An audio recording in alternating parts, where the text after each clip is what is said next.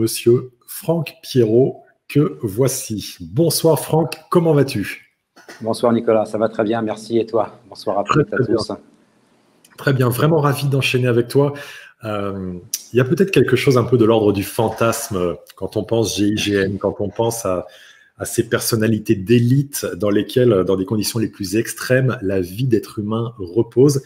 Et sans tomber dans le voyeurisme, il est vrai qu'on est très intéressé, beaucoup de personnes m'ont parlé de cette intervention de ce soir, et d'essayer de comprendre ce qui peut se jouer notamment. Moi, je suis expert du couplage des pensées et des émotions, donc dans ce couplage des pensées et des émotions de ces personnes que tu incarnes, que tu es et que tu as dirigées dans des situations les plus extrêmes. Est-ce que tu pourrais, en quelques mots, te présenter de façon plus précise que je ne l'ai fait et nous dire quelles sont peut-être quelques expériences de vie significatives que tu as eues? Oui, tout à fait. Donc aujourd'hui, je suis conférencier, auteur, comme tu l'as très bien décrit. Donc mon activité consiste essentiellement à partager mes expériences au travers des conférences en entreprise et au travers du livre pour le grand public, mais également partager tous ces retours d'expérience, tous les enseignements que j'ai pu tirer de ma carrière en gendarmerie, au GIGN, mais également la carrière que j'ai eue dans le monde de l'entreprise. Parce que j'ai cette richesse, c'est d'avoir deux carrières. Donc une carrière dans le monde de la gendarmerie, un monde très particulier, très fermé, dans lequel j'ai servi pendant 19 ans, dont 13 ans au GIGN. Donc je n'étais pas commandant du GIGN, j'étais chef d'un groupe opérationnel, mais patron sur le terrain d'intervention. C'est important de préciser. Absolument. Et ensuite, après ces années de service en gendarmerie, j'ai travaillé dans le monde de l'entreprise comme entrepreneur, comme à des postes de responsable commercial au départ, responsable d'exploitation et directeur général d'un petit groupe dans le photovoltaïque. Donc j'ai pu confronter le management en gendarmerie au GIGN et le management dans l'entreprise. Et c'est pour ça que riche de ces deux carrières-là, j'ai décidé de réfléchir à ce que pouvaient être justement des mots comme l'engagement, ce que peut être le courage, le leadership, le management, et de pouvoir aujourd'hui tirer des enseignements de toutes ces expériences et les transmettre, les partager le plus que je peux. Voilà, exactement. Pour faire ça. Partager le fruit de tes expériences, ce qu'on essaye tous de faire avec nos spécificités, oui. Et ce qui est, dans ton cas, s'appuie justement sur une complémentarité d'expériences de vie dans des situations plus ou moins intenses. Je vais te poser la question que je pose globalement à chacun de nos intervenants de ce sommet. Le leadership, ça veut dire quoi pour toi? C'est quoi? Parce qu'encore une fois, il ne peut pas y avoir de mauvaises réponses là-dessus, mais il ne peut y avoir que des réponses complémentaires qui viennent toutes des expériences des hommes et des femmes qui interviennent dans ce sommet. Alors, spontanément, le mot qui m'est venu au moment où tu as prononcé le mot leadership, oui. Pour moi, le leadership, c'est un mot qui caractérise, c'est la générosité. Je pense qu'un leader doit être quelqu'un de généreux. On parlait tout de suite de transmettre, on parlait de partage. Oui.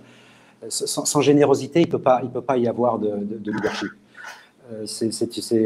Alors, bien sûr, aujourd'hui, il y a pas mal de confusion avec le leadership, le management. Il y a des personnes qui vont utiliser le mot chef, d'autres qui vont utiliser le mot leader, d'autres qui vont utiliser le mot manager. Je pense que le dénominateur commun de tout ça reste quand même quelque chose qui est du domaine de l'être, qui est le leadership. Être leader, c'est quelqu'un de généreux, c'est quelqu'un d'empathique, c'est quelqu'un qui sait s'effacer pour que ses collaborateurs puissent exister. C'est une personne qui va aussi bien prendre le lead dans sa propre vie, hein, le leader de sa propre vie, de sa famille, mais également de l'entreprise dans laquelle elle travaille, qu'elle soit dirigeant ou pas, qu'elle soit manager ou pas d'ailleurs. C'est vraiment tout ça pour moi, le leadership. Et c'est très très proche du mot que tu as cité tout à l'heure du livre, qui est l'engagement. Le leadership et l'engagement sont deux mots qui nous rendent extrêmement vivants, pour faire très simple. D'être acteur de sa propre vie, acteur des missions dans lesquelles on s'engage, que l'on soit, encore une fois, père de famille ou que l'on soit dans un milieu associatif, dans l'entreprise. Le mot engagement est toujours le même et le leader se retrouve dans tous ces points-là. Mais le mot que je voudrais utiliser, c'est générosité. C'est vraiment ce mot qui me vient le plus à l'esprit.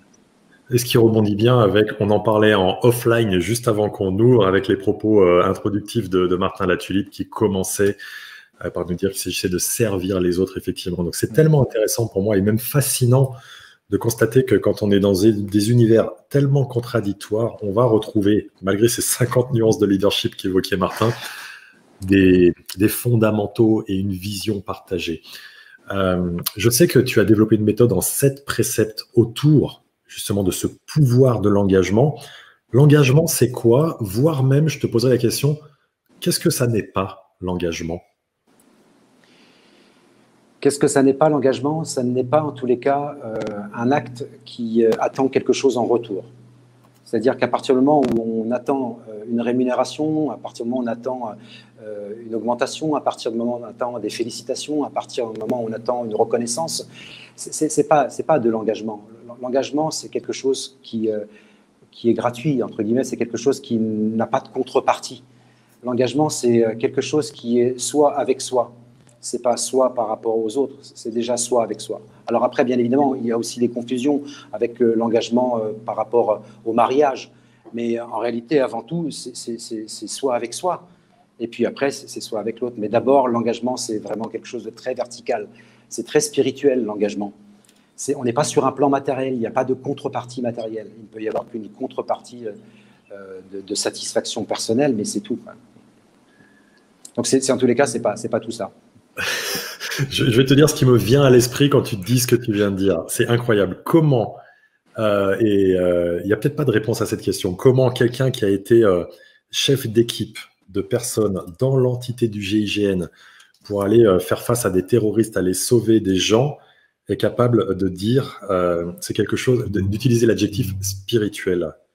Et là, tu as ouvert un truc chez moi. Est-ce que c'est quelque chose qui te semble être de la nature de l'engagement, de l'être humain et du leadership, la spiritualité? Alors, on pourrait en tous les cas, si on voulait modérer légèrement le mot spiritualité, parler d'un mot qui est beaucoup plus courant, en tous les cas en termes d'entreprise, je pense. C'est le mot intuition, qui pour moi est complètement étroitement lié à la spiritualité. C'est exactement la même chose. Hein. Oui. Mais l'intuition, c'est quelque chose, quand tu es au GIGN, Nicolas, que tu as intérêt très rapidement à comprendre et surtout ne pas te bloquer, te figer et te fermer à ça, parce que l'intuition sauve de nombreuses fois la vie de membres du GIGN. L'intuition m'a sauvé la vie de nombreuses fois. L'intuition a sauvé la vie de mes équipes de nombreuses fois. Je le décris dans le livre. C'est un point particulier du livre, justement, dans les enseignements. Et la grande problématique, c'est que l'intuition, souvent, c'est quelque chose que l'on ne peut pas expliquer aux autres. C'est quelque chose que l'on ressent, mais qui est difficile d'exprimer par des mots compréhensibles par les autres sur le moment. Et donc, on passe plus vite pour un extraterrestre ou quelqu'un d'un peu farfelu, de spirituel. Donc, souvent, on a tendance à se bloquer, alors que très rapidement, au GIGN, on comprend que c'est quelque chose d'important. On a des informations qui nous arrivent, et ces informations, il faut savoir les écouter. C'est en lien d'ailleurs avec un autre point du livre, qui est ce que j'appelle l'intelligence situationnelle. C'est que, mise en perspective, l'intuition et l'intelligence situationnelle fait qu'à un moment, il ne va pas falloir bourriner, quoi, parce que si on décide de bourriner, on va taper une fois dans le mur, 2 fois, mais ça ne passera pas. Et à un moment, il faut savoir comprendre la situation, mais également écouter ce qui nous arrive comme information. Ce n'est pas anodin. On a tellement de chance de t'entendre dire, parce que tu le sais, une partie d'entre nous peut se dire, en fait, effectivement, ce sont des bourrins. Et en fait, tellement pas justement, à travers cette intelligence émotionnelle, ce recours à l'intuition. Bien sûr que c'est difficile à exprimer quand ça nous vient. Est-ce que tu pourrais nous dire, au moins dans ta pratique, comment tu arrives à entendre, écouter ton intuition? Comment tu arrives à y accéder? Comment tu arrives à lui laisser ou lui donner une place? Parce que ça, c'est un vrai enjeu, en fait. Oui, c'est une technique qui se travaille, hein. C'est quelque chose qu'on développe. On est tous intuitifs. Oui. On est tous intuitifs. Simplement, certaines personnes sont complètement fermées à l'intuition, d'autres se sont complètement ouvertes.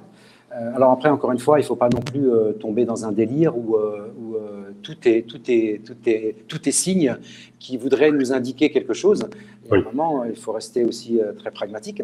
Donc, il y a un équilibre à trouver. Mais l'intuition, c'est quelque chose qui nous arrive à partir du moment où… alors, il y a plusieurs critères à mettre en place. À partir du moment où, effectivement, donc, comme je le disais juste avant, on est ouvert. Mais après, pas que ça. C'est qu'à un moment, c'est quand on a réussi aussi à se décharger un peu de la charge mentale. C'est que la problématique, c'est que quand notre mental est complètement occupé à gérer un certain nombre de choses, particulièrement lorsque tu es au GIGN et que tu commandes un groupe opérationnel, tu es sur le terrain, le piège dans lequel il ne faut pas tomber, c'est se retrouver qu'avec le mental, à essayer de tout vouloir contrôler, maîtriser, ce qui est une erreur, enfin tout contrôler en tous les cas, maîtriser oui, mais pas contrôler, de façon à ce que tu aies une bonne articulation, tu aies pu répartir les bonnes missions à chacun, de façon à ce que, grâce à la confiance, tu es une vraie délégation, ce que l'entreprise recherche d'ailleurs, la délégation qui fait qu'on est basé sur une vraie confiance, sur des vraies compétences, et on peut se reposer sur des personnes en qui on a vraiment confiance. Et donc, on peut se libérer de la charge mentale. Et quand on se libère de la charge mentale, à ce moment-là, le mental mouline moins. Et quand il mouline moins, il est plus réceptif. Quand il est plus réceptif, on est un peu plus aligné et on reçoit un peu plus d'informations. Et là, c'est à ce moment-là qu'il faut savoir écouter les informations, distinguer la différence entre ce qui pourrait être une peur, ce qui pourrait être un doute d'une intuition ou d'une certitude. Donc, il y a un moment, il faut faire la différence. Mais au fur et à mesure, on apprend. J'ai été très rapidement baigné dans l'intuition. Je me souviendrai toujours d'une anecdote particulière quand j'étais au GIGN. C'est sur un saut en parachute, je le raconte dans le livre, sur un saut en parachute avec... j'étais chuteur opérationnel, donc j'étais patron de l'équipe des chuteurs opérationnels. Et sur un saut en parachute, il y a un moment, rien ne se passe comme prévu. Comme ça se passe souvent, les choses ne se passent pas comme prévu. Et on est en train de chuter, je suis le premier à chuter, l'équipe est derrière moi. Et à un moment, on est sur un saut en montagne, je me rends compte que quelque chose ne va pas, quelque chose ne fonctionne pas. Et c'est comme si une petite voix et une petite main me tapaient sur l'épaule en me disant « Bon, tu vas rester longtemps comme ça, te poser la question de savoir ce qui ne va pas. » Donc, impossible pour moi de savoir si c'était une problématique de hauteur, une problématique de relief, une problématique d'axe de largage. Peu importe, donc pour faire très simple et très rapide, donc intuitivement, j'ai ouvert mon parachute en prévenant toute mon équipe. Et au moment où j'ai ouvert mon parachute, une fois que la voile a fini de se déplier, mes pieds touchaient la neige. Oh. Donc, sans écouter cette intuition, non seulement je suis mort, mais toute l'équipe est morte. Donc, ce que je veux dire par là, c'est qu'à un moment, il faut savoir écouter son intuition. Et donc, on s'y habitue. Et donc, j'ai développé ça. Et aujourd'hui, je l'utilise dans la vie de tous les jours. Je l'utilise dans le travail. Je sais qu'à un moment, je n'irai pas travailler pour un client, parce qu'intuitivement, je sens qu'on n'est pas sur les valeurs qui me correspondent, etc. etc. Voilà. Excellent. Mais tu connais tout ça, Nicolas. Je connais tout ça, mais l'avantage de te l'entendre exprimer, c'est que déjà, tu nous donnes des illustrations. Là, moi, elle me hérisse les poils sur les bras, celles que tu donnes là, et ça donne d'autant plus de puissance à ce que je peux connaître par ailleurs. Quel est le... Tu évoquais, de toute façon, on est toujours dans un rapport à l'imprévu il y a quelques instants. Les troupes que tu as pu emmener, et donc toi, vous avez nécessairement un rapport à l'imprévu que je dirais décuplé en termes d'intensité par rapport au quotidien que nous autres, on peut avoir à vivre. Même moi, avec les sportifs de haut niveau, on fait face à un imprévu, mais avec des enjeux beaucoup moindres. Comment arriver, est-ce que tu aurais des clés à partager sur comment arriver à se sentir le plus en stabilité émotionnelle et sérénité face à l'imprévu? On voit bien qu'on est dans une période où, par essence, tout est imprévu. On ne sait pas ce que cette crise, d'un point de vue sanitaire, va faire ou pas faire, le temps que ça va durer, les formes que ça va prendre, d'un point de vue économique également. Est-ce que tu aurais des clés à pouvoir partager sur ces sujets-là? Le rapport à l'imprévu, cette incertitude qui est un challenge humain essentiel, je trouve. Oui, clairement, tu as raison. Alors après, il y a beaucoup de points dans ce que tu évoques. Tu as parlé à un moment de la gestion des émotions, tu parles à un moment de ce qu'on appelle l'intelligence situationnelle. C'est un point du livre qui me tient à cœur. C'est une phrase d'ailleurs que j'ai inventée qui est « c'est le contexte et la situation qui dictent le plan d'action et pas l'inverse ». Alors, quand on est au GIGN, on dit c'est le contexte et la situation qui dictent le schéma tactique. On parle de schéma tactique et pas l'inverse. C'est de comprendre très rapidement que les choses ne se passent pas du tout comme prévu. Donc, ça veut dire que déjà, la première clé, c'est que ce n'est pas parce que les choses ne se passent pas comme prévu. Ah, exactement. Exactement. Merci beaucoup, Nicolas. Et comme les choses ne se passent pas comme prévu, ce n'est pas pour autant qu'il ne s'agit pas de se préparer. Donc, au contraire. Donc, nous, la base, déjà, la première clé, c'est de continuer à se préparer à 200%. Donc, indépendamment du contexte actuel de crise, c'est déjà de continuer à se préparer à 200%. Au GIGN, on se prépare à 200% en sachant très bien que ce qu'on a préparé ne va pas se passer comme on a prévu. Mais comme on est prêt, on limite les différentes possibilités, de façon à ce que celles qui vont arriver ou celles qui arriveront nous permettront, on réduit les champs effectivement, nous permettront de pouvoir faire face à cette situation. Alors après, au GIGN, c'est ce que j'essaie de transposer dans l'entreprise, c'est qu'on n'est pas sur un système de management très directif et descendant où le patron, le chef de groupe dit vous allez faire comme ça et c'est pas autrement, c'est complètement l'inverse. C'est qu'on va chercher à développer des compétences chez chacun, on va développer de la confiance, de la responsabilisation, de l'engagement, de manière à ce que chacun puisse avoir une grande marge de manœuvre pour aussi contribuer à faire face à cette situation qui ne sera pas celle de prévu. L'exemple le plus flagrant que des milliers de spectateurs, des millions de spectateurs, et peut-être même des centaines de millions de spectateurs ont vu, c'est la prise d'otage de Marseille-Marignane en 1994, où cet avion donc, dans lequel j'étais, cet avion donc, est posé à un endroit. Nous avons réalisé un schéma tactique, un plan d'action dans l'entreprise, un schéma tactique, et à la dernière minute, l'avion change de place. Donc là, c'est vraiment pour souligner le fait que la situation a complètement changé. Et donc, si on décide d'appliquer le plan d'action initialement prévu, on est fichu. Ça ne peut pas fonctionner parce qu'il y a trop de choses qui ont changé. Donc, il faut faire preuve d'une très grande souplesse. Et si on a un système de management complètement directif, tout repose que sur les épaules du chef et c'est impossible d'avoir l'intelligence et la capacité et le temps de réagir en quelques minutes. Pardon, d'agir en quelques minutes, pas de réagir. Sinon, on est dans l'émotionnel. Donc, d'agir en quelques minutes et donc de pouvoir réadapter le plan d'action. Toujours le plan d'action, le plan tactique, toujours en adéquation avec la stratégie. C'est-à-dire le pourquoi nous sommes là. En l'occurrence, nous sommes là pourquoi? Pour sauver des vies. Si nous faisons n'importe quoi, nous appliquons le même plan, on n'est plus avec le même pourquoi parce qu'on ne va pas sauver des vies, ça va être une véritable carnage. Donc, il est essentiel de savoir se réadapter. Et pour ça, il a fallu développer des compétences chez les collaborateurs, de la confiance, etc. Et surtout, la troisième clé que je voudrais donner, une fois qu'on a développé la compétence, la confiance, ça chez les collaborateurs, oui. Et aussi des relations fiables avec les collaborateurs dans lesquelles ils ne sont pas attendus au virage, enfin tout ce qu'on peut connaître dans l'entreprise. Oui. Et la dernière clé, c'est de bien comprendre également que une situation comme celle-là qui change, une situation de crise, c'est à chaque fois une réelle opportunité de transformation. Parce que forcément, quand l'avion a bougé, certes, nous avons été en difficulté quelques instants, mais en bougeant, plein d'informations nous sont arrivées. Des informations qui étaient cruciales pour la suite des événements et pour pouvoir donner l'assaut. Et donc, ce qui est important de comprendre, c'est que c'est toujours une réelle opportunité de transformation. Donc, effectivement, la crise avec le Covid actuel est très difficile. Des conférenciers comme moi ont perdu 100% de leur chiffre d'affaires au mois de février 2020, puisque voilà, tout s'est arrêté. Mais en même temps, c'est une réelle opportunité de transformation. J'en ai profité pour écrire ce livre, Le pouvoir de l'engagement. J'en ai profité pour faire plein d'autres choses. Voilà, donc il est toujours très très important de penser à tout ça, quoi. J'en profitais pour proposer cet idéogramme du mot crise en chinois qui signifie à la fois danger et à la fois opportunité. C'est un concept que j'apprécie particulièrement. Et c'est intéressant ce que tu dis parce qu'effectivement, dans ton métier de conférencier, tu peux te retrouver à chiffre d'affaires zéro, comme tu peux aussi trouver des opportunités pour décupler. Moi, lors du premier confinement, j'ai explosé positivement mon chiffre d'affaires alors que je suis dans des activités très proches des tiennes parce que j'avais déjà commencé à numériser, etc., etc. Et en fait, c'est vraiment, et alors là, pour le coup, c'est ce qui m'anime particulièrement, un enjeu de mindset, c'est-à-dire d'état d'esprit, de comment je décide de voir ce qui se joue en face à moi en disant, et tu as parlé d'ouverture du champ des possibles tout à l'heure, la vie va m'apporter un champ des possibles absolument vaste, de très catastrophique à fantastique.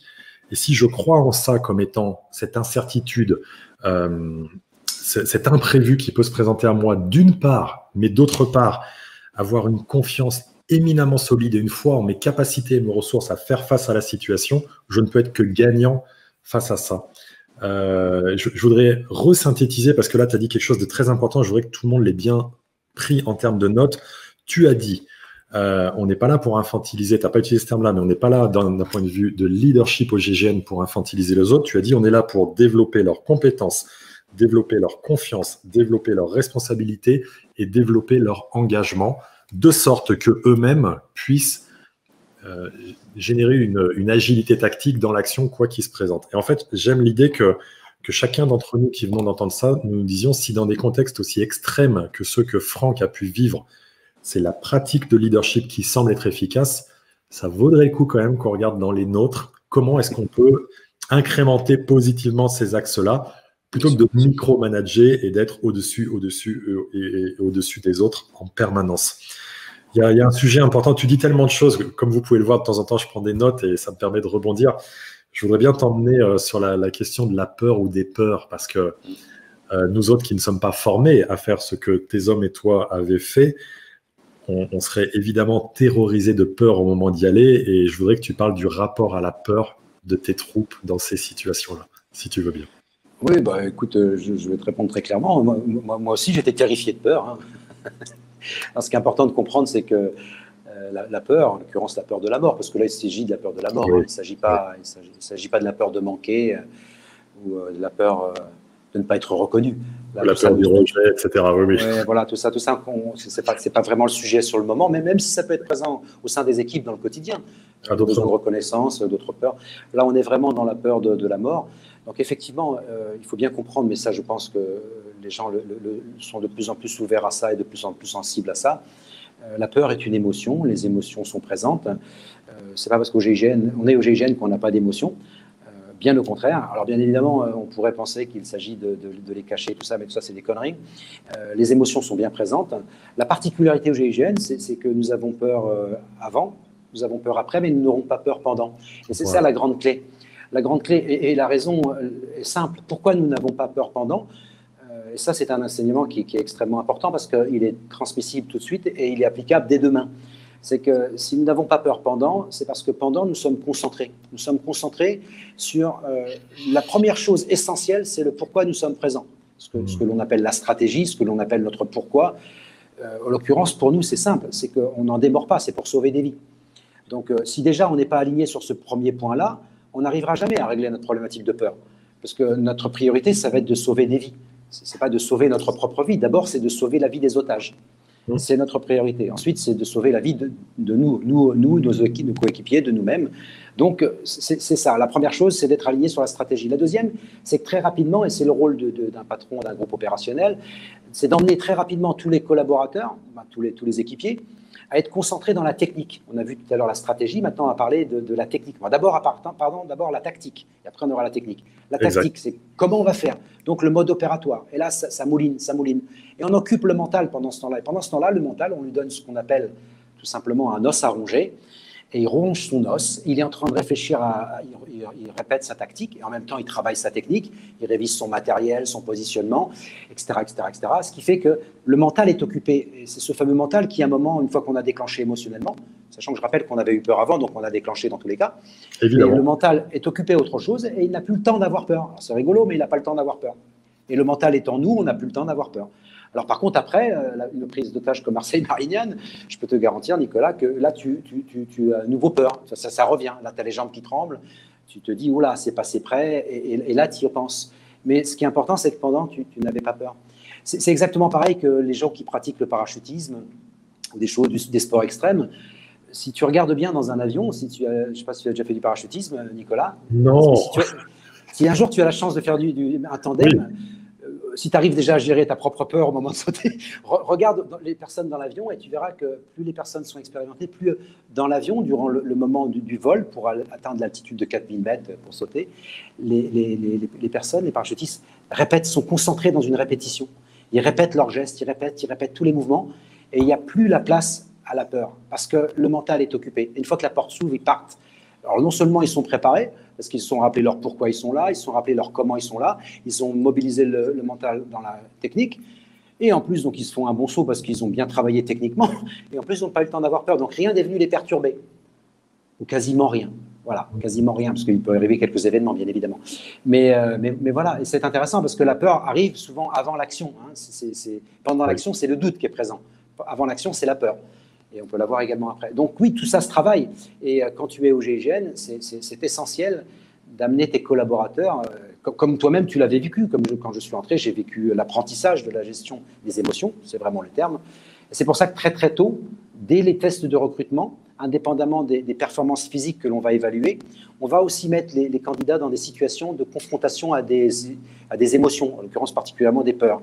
Oui. La peur de la mort, la peur de se noyer, la peur du vide, la peur des environnements très, très fermés, la claustrophobie, tu vois. Un certain nombre de peurs, de façon à voir comment le candidat agit, ne pas réagit, mais agit.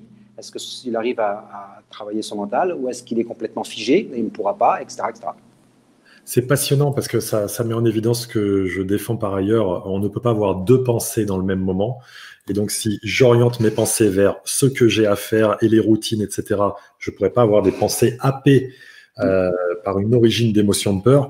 Et puis, ce que ça nous rappelle, alors pour le coup, ça ne s'applique pas dans ton univers, mais dans le mien, qui est celui, que ce soit du sport de haut niveau ou de l'accompagnement de dirigeants, j'y vais avec eux malgré tout. J'aime leur rappeler le fait d'être dans le jeu, J-E-U, et non pas dans l'enjeu. Et il va être plus difficile, je pense, de parler de jeu dans l'activité qui est celle que tu nous présentes ce soir, parce que il est inenvisageable d'y associer un côté ludique pendant le temps de l'action. Mais en tout cas, si j'ai pour le coup, un enjeu somme toute minime par rapport à ce qu'on est en train d'évoquer, un joueur de basket qui se trouve à 2 lancers francs à la fin du match pour faire gagner son équipe et qui pourrait trembler pourquoi il douterait, puisque le doute est dans l'action, ça aussi il faut que vous le mettiez les uns et les autres, le doute est dans l'action, c'est parce qu'il penserait à l'enjeu, c'est-à-dire le temps futur, la conséquence de ce qu'il va faire, mal faire, moyennement faire, etc. Or, s'il est dans le jeu, ce qui dans mon activité ou pour l'entrepreneur, dans les actes qu'il a réalisés, je suis dans la routine de ce que j'ai à répéter des milliers de fois et du coup, je sais que par répercussion, ça maximise le fait que la performance sera au rendez-vous. Est-ce que, comme on a pu le voir avec Bouna Ndiaye, qui était notre deuxième intervenant, je rappelle, agent de joueur de basket de NBA qui a signé il y a quelques semaines de ça le 3e plus gros contrat de toute l'histoire de la NBA avec Rudy Gobert à 205 millions de dollars, donc un expert pour le coup, une situation de négociation et de tension importante. Est-ce que dans l'univers que tu nous présentes merveilleusement ce soir, la pratique des routines et des rituels est existante et comment si c'est le cas? Bien sûr, bien sûr. Bien sûr, la routine, c'est la base de l'entraînement physique de toute manière. Il ne faut pas oublier qu'au GIGN, nos fondamentaux restent la préparation physique. On a une préparation physique correspondant à un athlète de haut niveau, puisque voilà, les tests font qu'on a un niveau physique qui a nécessité un entraînement et une préparation extrême. Et puis après, une fois qu'on est entré, c'est pas fini, c'est que le début. Donc cette capacité physique, ces aptitudes physiques, il faut les garder, donc il faut les maintenir. Et pour les maintenir, il s'agit d'être capable de s'entraîner tous les jours. Et seule la routine nous permet. Je sais que des fois ce mot est péjoratif, d'ailleurs le mot routine, mais c'est pas du tout péjoratif, c'est quelque chose de très très positif. Et seule la routine nous permet de créer des rituels qui commencent par exemple tous les matins par un petit footing de décrassage, ensuite un entraînement par exemple de musculation, un entraînement au tir pour alterner technique et physique, etc., etc. Donc un certain nombre de choses qui se font de toute manière systématiquement. Puis après nous avons des rituels qui sont extrêmement symboliques, comme par exemple ce fameux rituel du tir de confiance, qui est une épreuve, qui est un rituel et qui ramène tout le monde, et le rituel a pour but de recentrer tout le monde sur un dénominateur commun. En l'occurrence, là, le dénominateur commun s'appelle la confiance. Et le seul moyen que nous avons trouvé, la seule épreuve que nous avons trouvée pour pouvoir matérialiser, visualiser la confiance, c'est ce fameux tir de confiance, qui consiste à tirer à balles réelles sur un camarade qui se trouve à une distance de 15 mètres et qui porte un petit plateau d'argile sur un gilet pare-balles. Et le but à balles réelles, c'est de casser ce petit plateau d'argile. Alors, c'est un acte symbolique extrêmement fort qui demande de la part de celui qui tient l'arme d'être dans l'obligation d'atteindre son objectif. Il n'y a pas d'alternative possible. Il doit atteindre son objectif. Et de la part de celui qui porte le gilet pare-balles, d'avoir une extrême confiance en celui qui tient l'arme. Donc, il y a confiance en soi, confiance en l'autre et confiance en l'organisation. Qui a pondu un jour cette épreuve? Donc, il faut avoir confiance en ceux qui l'ont fait. Et donc, ce que je veux dire par là, c'est que ça, c'est un vrai rituel qui amène obligatoirement des routines. Pourquoi?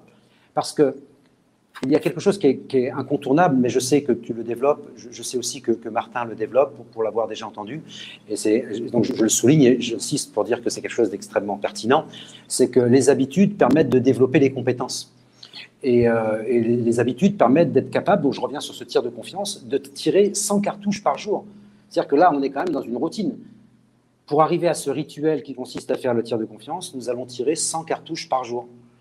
100 cartouches au 357 ou au 38, tous les jours, pour être capable d'effectuer ce tir. Et même quand on est capable de l'effectuer, on va encore tirer pour le maintenir. Donc, on est vraiment dans le développement des compétences. Parce que pour moi, le mot qui va avec confiance, s'il devait n'y en avoir qu'un seul, c'est compétence. Je ne peux pas avoir confiance en quelqu'un qui n'est pas compétent. Si je demande à un ami en qui j'ai extrêmement confiance, mais vraiment j'ai confiance en lui d'un niveau extrême, je lui dis écoute, comme j'ai confiance en toi, Nicolas, j'ai confiance en toi, cet après-midi, on va aller faire un tour en hélicoptère et comme j'ai confiance en toi, je vais te laisser piloter. Ça n'a aucun sens. Bien ça sûr. n'a aucun sens.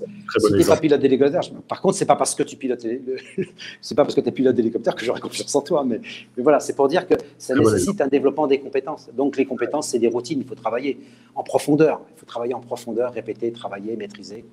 Voilà. Waouh, j'aime beaucoup parce que moi, je suis convaincu que pour atteindre la haute performance, ce qui fait la différence entre les top performeurs, les performeurs et les autres, c'est véritablement la capacité qu'on a d'être autodiscipliné. Et alors, on est notamment dans un pays, en France, on a des Canadiens, des Québécois avec nous ce soir, des gens de Belgique et de Suisse, je le sais. Alors, je vais au moins m'auto-flageller avec les Français. La discipline n'est pas notre fort. Et dès lors qu'on considère que la discipline, à travers les routines et les rituels qu'on se donne, va être un élément où en fait on prend nous-mêmes la maîtrise de notre temps et de notre environnement, c'est le début de la liberté. C'est le début de la liberté. Et la liberté, c'est quoi? C'est ne pas se laisser happer par des distractions extérieures ou des choses qui ne voudraient pas nous engager dans le sens où on veut aller. Et je voudrais faire un petit jeu, un petit challenge là avec les présents. On a 120 personnes là en même temps en live, plus toutes celles qui seront en replay. Mettez-vous une note là dans le chat qu'on voit ce qu'il en est. À combien vous situez-vous sur votre capacité à être dans une autodiscipline, 10 étant hyper facile pour vous, les doigts dans le nez, 0 absolument impossible, etc. Dites-nous où vous en êtes sur votre capacité d'autodiscipline.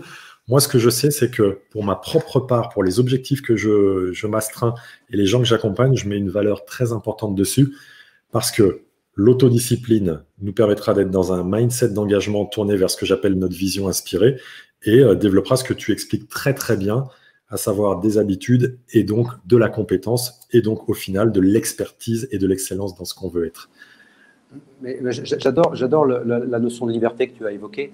Encore une fois, je pense que dans le cadre de l'engagement, qui est un sujet qui me passionne, sur lequel j'ai beaucoup travaillé, on sait qu'une des clés de l'engagement, c'est la responsabilisation. Sans la responsabilisation, l'engagement est difficile. Mais également, l'engagement nécessite aussi de la confiance, bien évidemment, un certain nombre de choses, mais surtout une liberté. Les personnes ont besoin de se sentir avec la responsabilisation, d'éprouver de la liberté. Il faut bien savoir qu'au GIGN, contrairement à ce que beaucoup de personnes peuvent penser, l'entraînement est quasiment à 80% libre. Ça, c'est tellement important. Chacun a la responsabilité de son propre entraînement. Je parle de l'entraînement individuel, c'est-à-dire qu'on ne va pas être derrière quelqu'un pour savoir s'il a fait ses séries de pompes tous les jours, ses séries de traction, son footing, s'il est allé tirer ses 100 cartouches. On ne va pas le contrôler, on ne va pas être derrière lui. On va vérifier bien évidemment régulièrement, mais on ne va pas systématiquement faire des points de rendez-vous pour dire ok, est-ce qu'il y est pas. Non, d'abord on le sent, puis d'abord ça oblige le manager à savoir si un de ses collaborateurs est en train de perdre sa motivation. Parce que c'est quand même un élément clé d'un manager, c'est de savoir si ses collaborateurs sont motivés. C'est quand même un élément clé. Donc, où est-ce qu'ils en sont au niveau de leur motivation? Donc, du coup, leur motivation, ça reste, comme tu l'as très bien expliqué, la capacité à pouvoir s'autogérer. Dans une liberté qu'on a donnée, donc un cadre de liberté qu'on a donné. Et donc chacun s'entraîne régulièrement. Après les entraînements collectifs, en semaine d'alerte, les entraînements se font sur un planning qui est fait par le chef de groupe, ou qui est fait par des chefs d'équipe, qui est fait par l'adjoint. Enfin, c'est construit. Et là, on va être tous ensemble. Mais il y a beaucoup de temps d'entraînement libre. C'est une responsabilisation, mais dans un cadre de liberté. Et là, à ce moment-là, les gens, il ne faut pas oublier qu'au GIGN, un groupe opérationnel, c'est des fortes têtes. Tu gères une vingtaine de mecs qui sont des fortes têtes. Donc, si tu les prends avec le pouvoir, l'autorité, en étant directif, ça passe pas, ça clash d'entrée. Donc, il faut bien comprendre chacun, comprendre les motivations de chacun, le fonctionnement de chacun. Donc, il faut créer une relation de confiance très forte. Il faut établir une relation de confiance très forte avec chacun, mais qui est une relation basée sur la fiabilité. Exact. Donc, ça nécessite... Ouais, donc vraiment qu'il y ait cette autodétermination de l'entraînement qui permettra l'élévation du niveau de compétence. En effet, s'il s'agissait de fliquer, de micromanager, de voir si les exercices sont faits, on aurait peu de chances d'avoir les coéquipiers qu'il faut au bout. Je voudrais vous partager, parce que j'ai vu dans les scores que j'ai posés, on a parfois des scores faibles là, sur la capacité à être dans l'autodiscipline, à changer des habitudes ou à mettre en place des habitudes. Et du coup, je voudrais en profiter. Franck, si tu veux bien que je sorte du sujet 2 secondes pour enfoncer un clou là-dessus. Bien sûr, je t'en prie. Je te remercie. Le processus WHOOP qui permet de structurer des habitudes et de s'engager à réussir. WHOOP pour 4 lettres qui en anglais sont Wish, Outcome, Obstacle et Plan. En français, ça veut dire qu'on va se dire que si on veut changer une habitude ou implémenter une nouvelle habitude, on a 4 étapes de travail à mettre en place. Le premier, le wish en anglais, c'est le souhait. Donc, d'une façon très précise, quelle est l'habitude que je veux implémenter ou quelle est l'habitude que je voudrais supprimer. Le deuxième plan, c'est le résultat que j'escompte. L'outcome, c'est le résultat que j'escompte. Et là, clairement, ça serait qu'est-ce que ça changerait dans ma vie? Quel impact positif je pourrais expérimenter si j'implémentais cette habitude? Le fait de conscientiser ça, ça va vous aider à engager l'habitude. Le troisième étape, qui est donc celle de l'obstacle, c'est mettre en conscience, tiens, quels sont les obstacles que je vais rencontrer potentiellement dès aujourd'hui qui vont m'empêcher de mettre en place cette nouvelle habitude. Si j'identifie les obstacles, du coup, je serai mieux à même à faire avec eux.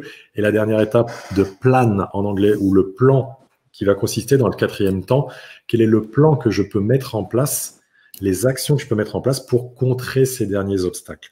Essayez ça, de voir avec des changements d'habitude, même modiques, même minimes, même simples, parce qu'en fait, voilà, si on conscientise que ces performeurs du plus haut niveau que sont ces valeureux gendarmes du GIGN implémentent des habitudes et arrivent, parce qu'ils sont très forts, comme Franck nous l'a très bien dit, sur leur pourquoi dans la dimension stratégique, sur leur quoi tactique, leur comment tactique, etc. à mettre en place, parfois, dans notre quotidien, c'est un petit peu plus difficile et ce type d'outil peut peut-être nous aider.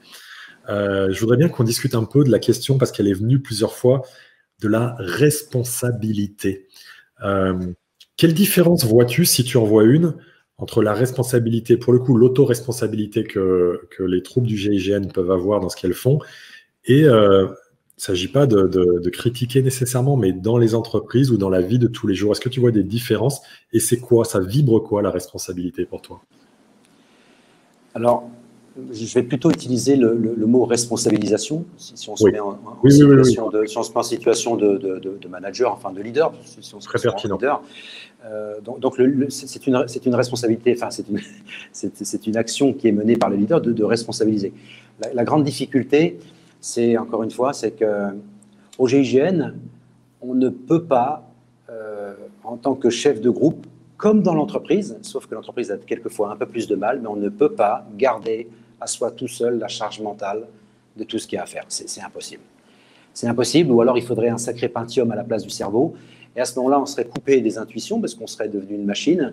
On serait coupé de toute la finesse que l'on pourrait avoir d'un point de vue humain. C'est-à-dire qu'il y a un moment quand même, il ne faut pas se voiler la face, mais tu dois être capable en tant que chef de groupe, le lundi matin, de sentir qu'un de tes collaborateurs, il n'est pas en grande forme et que si tu avais prévu durant cette semaine de le mettre le premier de la colonne d'intervention, tu ne pourras pas le faire. Et il va falloir que tu ailles discuter avec lui et te rendre compte que tu ne pourras pas le mettre devant et que peut-être même tu lui demanderas d'aller un peu derrière et puis tu feras ça tranquillement et puis tu attendras qu'il se remette un peu parce qu'on reste des êtres humains. Donc la responsabilisation, c'est le travail du chef de groupe. Et donc c'est quelque chose qui est pour moi le seul moyen d'amener des collaborateurs à s'engager. Alors au GIGN, on le développe énormément au travers de plein de petits exercices, de plein de petites méthodes, de plein de cas concrets dans lesquels on va mettre des jeunes en responsabilité, donc on va les responsabiliser, de façon à ce qu'ils puissent prendre la mesure de ce que peut être justement la charge mentale. Et surtout, c'est qu'on va les habituer à avoir le réflexe de te débarrasser d'une partie de ta propre charge mentale. Un exemple très concret, tu as une intervention, il faut préparer toutes les radios, il faut préparer tout le système explosif, il faut préparer tout le système lacrymogène.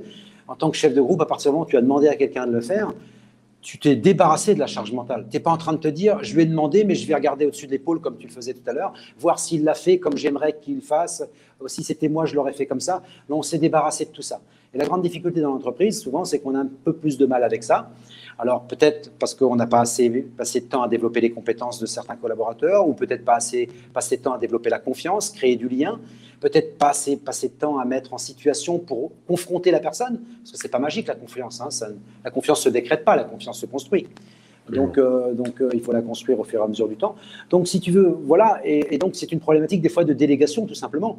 C'est qu'on se dit, mais oui, mais si je lui fais faire ça, je vais raconter une petite anecdote, mais je me souviens, quand j'étais assez jeune au GIGN, j'avais eu la responsabilisation, donc on m'avait responsabilisé pour créer un dossier d'objectifs sur un site. Et donc, je m'étais entraîné, habitué à faire des dossiers d'objectifs. Donc, je les faisais très, très bien. Enfin, j'avais développé une méthode de présentation, d'analyse qui était pertinente. Et un jour, j'étais chef de groupe.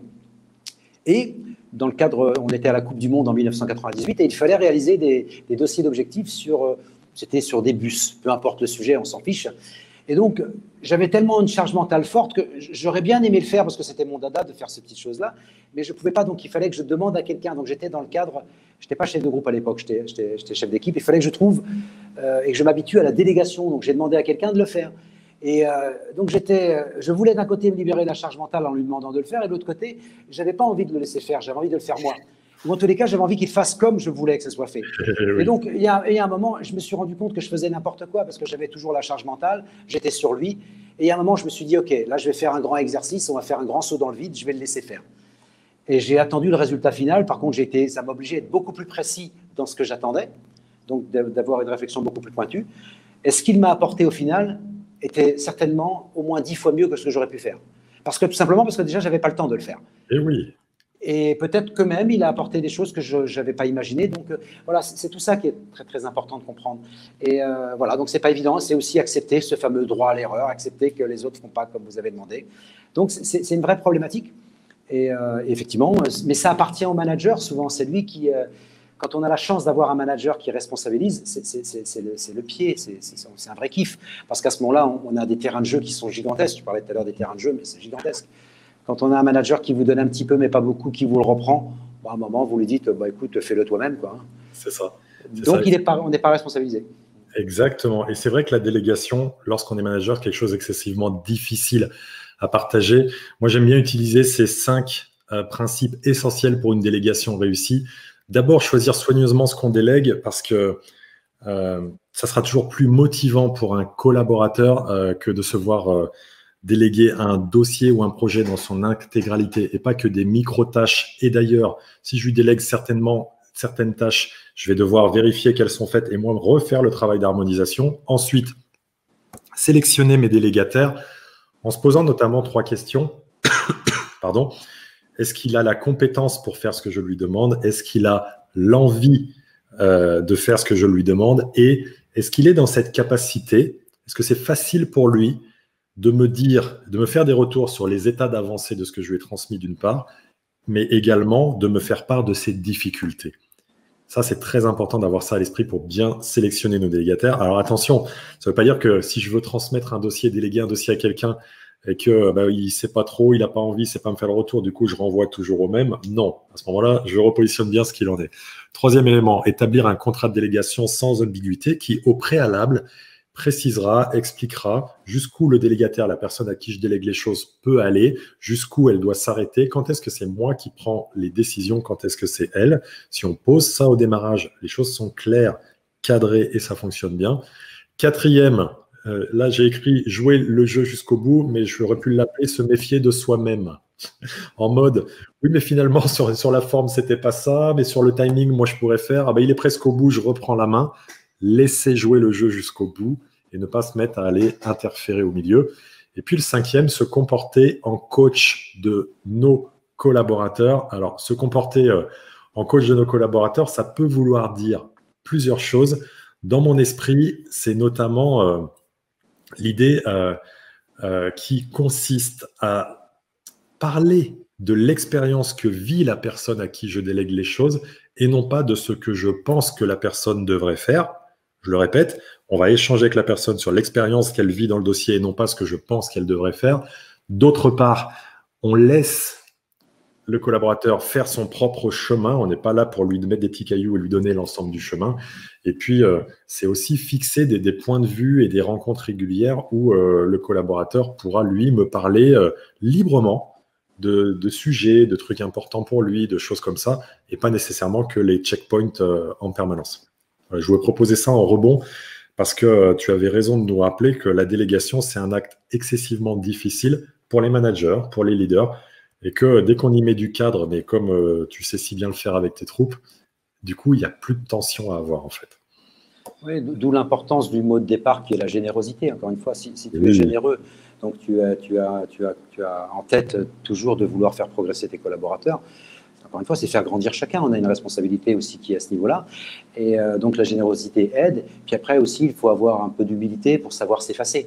Encore une fois, je pense que la vraie difficulté, et ça au GIGN, c'est quelque chose que tu apprends très rapidement, surtout quand tu passes chef de groupe.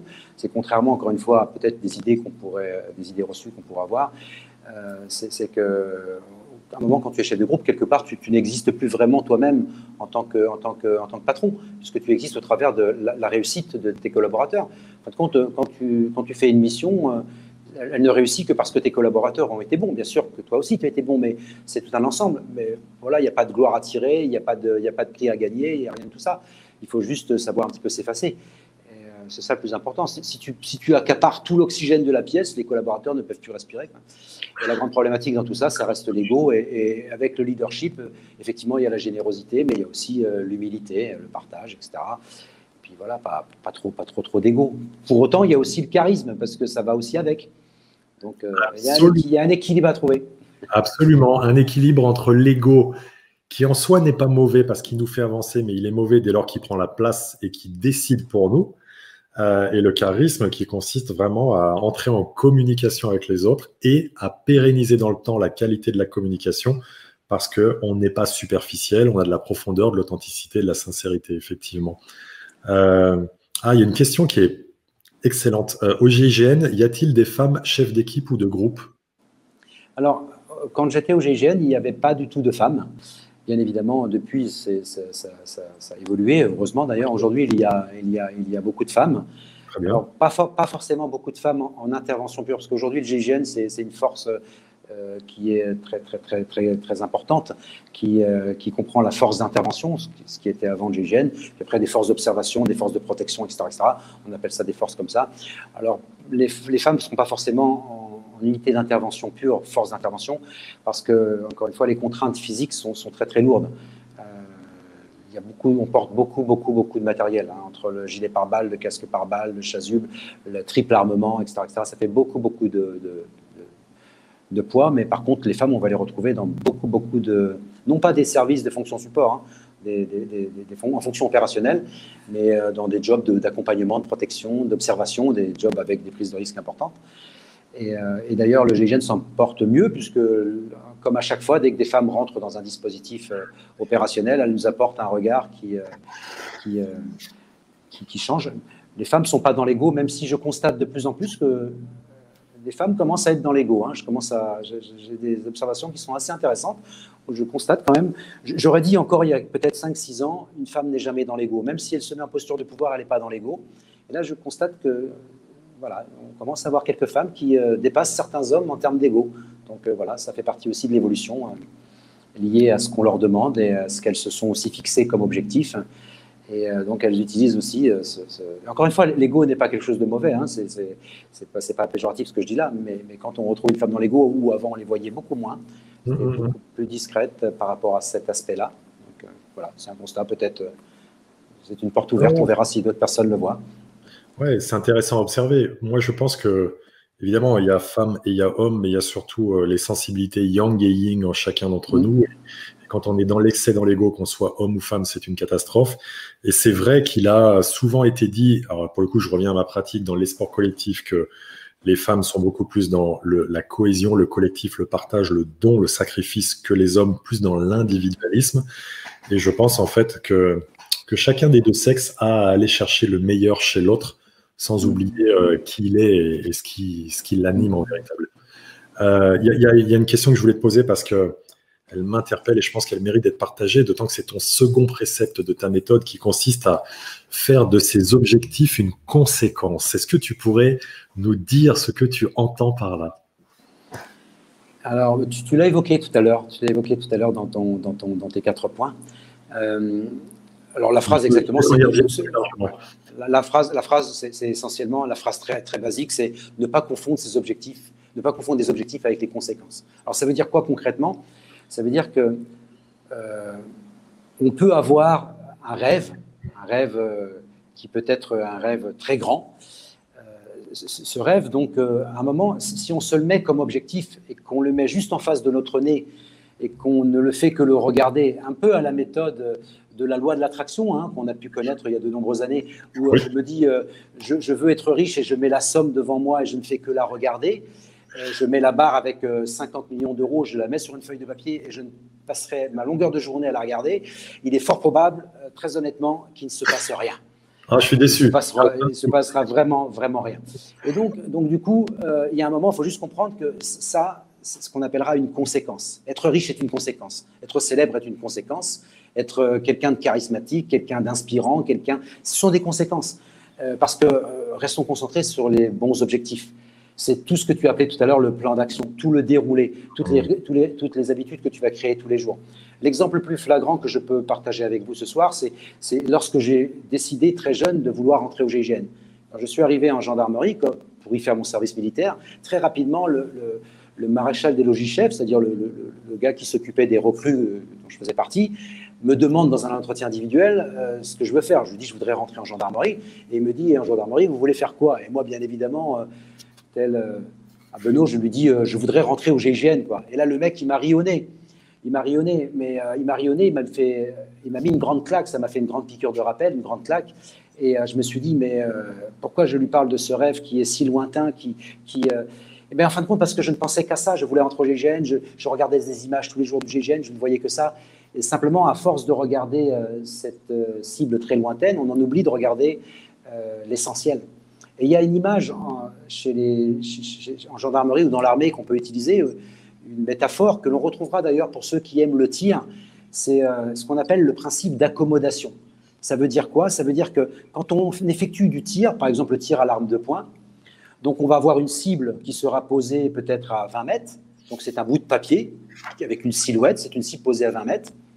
Et puis il y a nous, le tireur, 20 mètres plus loin, avec l'arme dans la main, si c'est un pistolet automatique ou un revolver. Et sur ce pistolet automatique, admettons que ce soit un pistolet automatique, il sera tenu à une main ou à deux mains. Et sur cette arme, il y aura ce que l'on appelle des organes de visée, un cran de mire et un guidon, mais des organes de visée. Et il y a un phénomène très naturel qui fait que nous, êtres humains, nous ne pouvons pas voir net et la cible et l'arme. Oui, exact, ouais. Ouais. On est obligé de faire un choix. Et souvent, les gens font le choix de la cible. Mais la cible, ce n'est pas un objectif, c'est une conséquence. Si on veut que la balle arrive dans la cible devra être floue. Parce qu'en réalité, il faut concentrer l'œil sur les organes de visée. Parce que sur les organes de visée, merci Nicolas. Je connais ton tu connais par cœur. Trop fort. Nicolas est trop fort. Parce qu'il faut aller la rechercher quand même, la page. Et donc, je continue mon délire. Mais, parce que cet écart qu'on voit sur la photo que tu montres très bien là, entre le cran de mire et le guidon, juste pour vous donner un exemple, mais cet écart, un écart de 1 mm sur une cible qui serait à 100 mètres, ça fait juste, au final, un écart de 1 mètre. Donc, la balle, elle passe à côté de la cible. Donc, ça veut dire qu'il faut bien rester concentré sur le fait de bien aligner ses organes de visée. Eh bien, c'est exactement pareil que dans la vie de tous les jours. À partir du moment où j'ai arrêté de penser toutes les 2 minutes au GIGN, ma cible est devenue floue. Et donc, j'ai commencé à me concentrer et à créer ce que tu as appelé tout à l'heure et qu'on appelle effectivement pertinemment des routines. J'ai commencé à créer des routines. Donc, j'ai commencé à travailler, à réduire l'écart entre mes peut-être 10 tractions que je faisais alors qu'il fallait que j'en fasse 25, la marche commando que je devais faire, la natation, les épreuves. Et donc, je me suis entraîné tous les jours. Et plus je m'entraînais, plus je perdais de vue ma cible. Enfin, en tous les cas, je ne la perdais pas de vue, je l'avais toujours, mais elle devenait floue. Parce que la cible, il faut toujours rester aligné dessus quand même, mais elle devenait floue. Parce que mon quotidien faisait que j'étais dans mes habitudes. Voilà. Et ça, c'est important parce qu'en fin de compte, ce concept de ne pas confondre objectif et conséquence, c'est ça. Et la problématique avec les réseaux sociaux, souvent, c'est qu'on croit que parce qu'on s'est fait 3 photos, on va devenir célèbre. Un mec comme Jean Gabin, il n'a pas fait 3 photos pour devenir célèbre. Il a fait des centaines de films. Oui. Et à la fin, il est devenu célèbre. C'est une conséquence, ce n'est pas son objectif. Son objectif était de faire des bons films, pas d'être célèbre. Parce qu'être célèbre, ce n'est pas un objectif, c'est une conséquence. Voilà. Quelle sagesse et quel intérêt dans ce propos-là. Et vraiment, là, je vous invite à mettre dans le chat, quelle est votre cible? Quelle est votre cible du moment? Que visez-vous? À quoi aspirez-vous? Dans mon modèle du dépassement personnel, le modèle VPS, on commence par le V, qui est la vision inspirée. Ce qui est ta cible, ce que je vise, où est-ce que je veux aller, etc. Et après le V, il y a le P, la performance engagée, qui se résume, alors j'allais dire désolé pour les redites, mais non, j'enfonce le clou sur les redites, la PPP, la politique des petits pas, qu'est-ce que je dois faire au quotidien pour me rapprocher de cette cible, et les AQI, les actions quotidiennes imparfaites, qui certes sont imparfaites parce que je suis humain, mais me permettent de cheminer et d'avancer, et qui me permettront d'atteindre cette cible que je vise. Dites-nous dans le chat quelle est votre cible. C'est tellement important à travers cette illustration de mon œil sera flou dans une direction et pas sur l'autre, entre la cible et l'arme, etc. Et en fait, on peut en faire un enseignement magique à travers ce que tu nous proposes sur la cible qu'on se vise. On a ici des dirigeants d'entreprise, des performeurs, des infopreneurs, des solopreneurs qui se fixent des objectifs, qui ont une cible. Dans mon registre, la vision inspirée. Et quelle est-elle et que mettez-vous en place pour pouvoir vous en rapprocher? Parce que là, tu nous apportes un enseignement magique. On ne veut pas perdre de vue la cible. Par contre, on a compris que aussi grande et inspirante et soit-elle au regard de qui on est aujourd'hui, au plus et au mieux, on devra, comme on l'a bien vu pendant tout cet échange, mettre en place des plans d'action, des routines, des rituels et se voir progresser pour pouvoir cheminer. Waouh, tu nous as encore partagé une pépite là, j'adore. Un peu moins de paroles et un peu plus d'actes. Ouais, des actes quotidiens. Ouais, c'est ça. Et ouais, exact. Et le sujet des réseaux sociaux qui parfois, je vois des influenceurs, parce qu'il paraît qu'il faut les appeler comme ça, qui se prennent en photo quand ils se baladent à côté d'une Lamborghini qui n'est pas à eux, en faisant croire que c'est une finalité de quoi que ce soit. Et en fait, c'est pleinement l'être et faire ce que nous sommes le plus que l'on peut qui nous permettra d'atteindre des objectifs de performance, parce que ça n'est pas sale pour autant. Dans ton activité de maintenant, c'est important pour toi de développer ton chiffre d'affaires, de rayonner, de partager ton discours, de signer des contrats, et c'est OK, mais c'est plus tu incarneras, et comme tu le fais magnifiquement dans cette démonstration ce soir, qui tu es, plus par conséquence tu obtiendras ça. Carrément. Carrément. Mais c'est encore une fois, si on le remet dans le leadership et si on le remet sur le plan du manager, encore une fois, il n'y a qu'un seul mot aussi, quand on a parlé de générosité, d'humilité, après derrière c'est incarner. Il y a un moment, il faut incarner. Si on n'incarne pas, mais encore à partir du moment où on est généreux et qu'on est humble, déjà on a déjà fait un beau pas vers l'incarnation d'un certain nombre de choses. Après, je ne dis pas que tout n'est pas magique. Après, il faut s'équiper d'outils. Et là, à ce moment-là, c'est ce qu'on appellera l'apprentissage du management, parce que ça s'apprend. On a des outils à prendre. Oui. Mais on a aussi des savoir-être qui sont très importants. Mais surtout, il faut incarner. Tu sais, quand tu es au GIGN, tu ne peux pas être chef de groupe et puis pas mouiller le maillot, quoi. Ouais. Tu vois, tu n'es pas le chef de groupe au GIGN, il n'est pas entraîneur sur le côté, hein, il est sur le terrain. Donc, il est sur le terrain avec ses mecs. Donc tu es obligé de mouiller le maillot, tu es obligé d'être sur le terrain, tu prends les risques comme tout le monde. Donc, tu n'es pas en train de commander un groupe opérationnel à distance derrière avec un joystick. Hein. Donc, il y a un moment, si tu n'incarnes pas la fonction, si tu n'incarnes pas sur le terrain, pas d'acte héroïque à avoir, c'est juste ton juste positionnement dans l'équipe, qui consiste, comme un chef d'orchestre, à faire en sorte que tous tes coéquipiers jouent bien à la partition, même si au GIGN, on ne joue pas, effectivement. Exactement, oui, il y a juste cette subtilité-là. Mais on a bien un enjeu et un objectif collectif d'atteindre notre objectif qui est de sauver des vies humaines, comme tu le disais. Et ça me fait penser à un slogan que j'avais vu affiché dans une caserne de pompiers, sapeurs-pompiers. Il y avait écrit « Sauver ou périr ». Est-ce que ça a quelque chose de proche de ce qui anime le GIGN, selon toi? Je ne sais pas, je lance. Oui, carrément. Alors après, soyons prudents dans le lien qu'on peut faire entre les deux, parce que tout de suite, le raccourci clavier qu'on pourrait faire, c'est il y a un prix à payer. Tu sais, on a toujours quand même une culture très chrétienne où il y a un prix à payer. Si on veut réussir, il faut que ça soit dur. Dans tout ce qu'on a dit là, on n'a pas dit que ça devait être dur. Hein. Quand je m'entraîne tous les jours, c'est pas dur. C'est ludique pour moi, parce que c'est ce que j'ai envie de faire. Donc, par contre, si ça m'est imposé, si j'ai pas envie, oui, ça va être dur. Mais bien sûr que il n'y a pas de pénibilité, donc il n'y a pas de prix à payer. Ce que je veux dire par là, c'est qu'on n'a pas de prix à payer pour réussir une mission. Donc, sauver des vies, ce n'est pas parce qu'on aura sacrifié des personnes qu'on aura sauvé des vies. Par contre, oui, les enjeux sont là. On sait très bien que l'ultime sanction qui nous attend, c'est la mort. Celle qui est ultime. Après, ce sera la blessure par balle. Après, ce sera peut-être une autre blessure, etc. Donc, il y a toute une graduation. Ça, on en est conscient.